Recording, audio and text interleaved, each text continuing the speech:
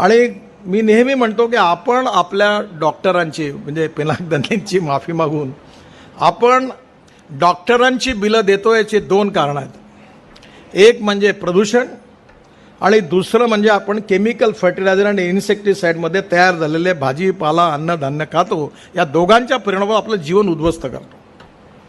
आज माझ्याकडे कांदा आहे, तो ऑर्गॅनिक आहे. तर मी हिमाचल प्रदेशमध्ये गेलो होतो, तर तिथला कांदा खोबऱ्यासारखा लागला, गोड.